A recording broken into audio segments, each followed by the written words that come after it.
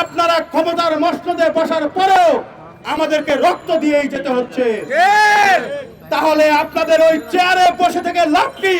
আপনি যদি এই গুপ্ত হত্যাকারীদেরকে চিহ্নিত করতে না পারেন, ব্যর্থতার দায়ভার নিয়ে আপনি আপনার পদ থেকে অব্যাহতি নেন। বাংলাদেশ জাতীয় ছাত্র সমাজ এই যে সিরিয়াল কিলিং, এই সিরিয়াল কিলিং এর বিরুদ্ধে জিরো টলারেন্স ঘোষণা করছে। 5 আগস্টের আগে আমরা একটি বৈষম্যহীন সমাজ বিনির্মাণের লক্ষ্যে আমরা কয়েক মাসের লাগাতার আন্দোলনের মাধ্যমে 5 আগস্টে এই স্বৈরাচারকে বাংলাদেশের মাটি থেকে বিতাড়িত করার মাধ্যমে এই বাংলাদেশকে কলঙ্ক মুক্ত করতে পেরেছি।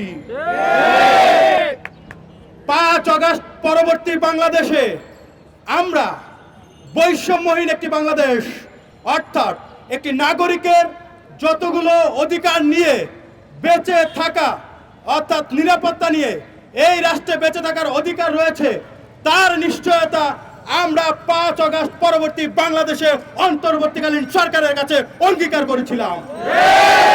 কিন্তু দুর্ভাগ্যজনক হলেও সত্য, আজকে কয়েক মাস পেরিয়ে গেলেও এই যে 2024 সালের যেই গণঅভ্যুত্থান, এই গণঅভ্যুত্থানের সম্মুখ সারির যোদ্ধাদের রক্তের বিনিময়ে যারা আজকে ক্ষমতার মসনদে বসেছেন, তাদেরকে দেখি এখন এই 24 পরবর্তী বাংলাদেশে এসেও আমাদের সেই ভাইদেরকে রক্ত দিয়ে যেতে হচ্ছে, গুপ্ত হত্যার শিকার হতে হচ্ছে, টার্গেট করে করে বেসরকারি বিশ্ববিদ্যালয়ের যোদ্ধাদেরকে বিভিন্ন জায়গায় হত্যাকাণ্ডের শিকার হতে হচ্ছে।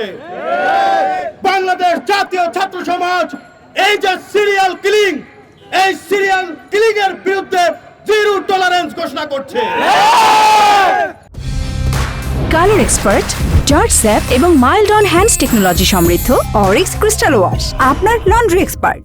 এবং আমরা ইউনূস সরকারকে হুঁশিয়ারি দিয়ে বলতে চাই, 24-এ আমরা রক্ত দিয়েছিলাম একটি রক্তপাতহীন ভবিষ্যৎ বাংলাদেশ বিনির্মাণের লক্ষ্যে।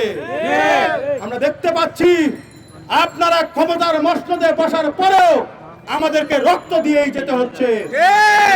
তাহলে আপনাদের ওই চেয়ারে বসে থেকে লাভ কি?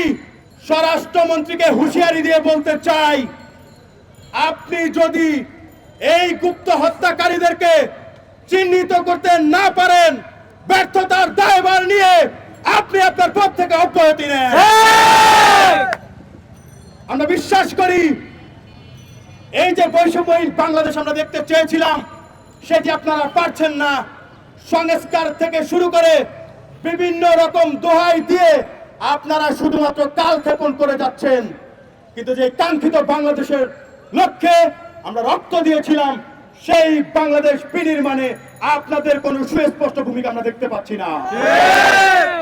আমরা বিগত দিনে চুপ করেছিলাম, কিন্তু আমরা দেখতে পাচ্ছি আমাদের চুপ করে থাকার ফলে আপনারা ক্ষমতার মসনদে বসে শুধুমাত্র উপভোগ করছেন, রাষ্ট্রের কল্যাণে ন্যূনতম কাজটুকু আমরা আপনাদের কাছ থেকে দেখতে পাচ্ছি। আমরা স্পষ্টভাবে হুঁশিয়ারি দিয়ে বলতে চাই, রক্তের উপর দাঁড়িয়ে যেই সরকার আপনারা রয়েছেন, আবার নতুন করে রক্তপাতের সূচনা হোক এমন কিছু করার পরিকল্পনাও যদি করে থাকে কেউ, সেটিকে নস্যাৎ করার সর্বোচ্চ চেষ্টা করেন।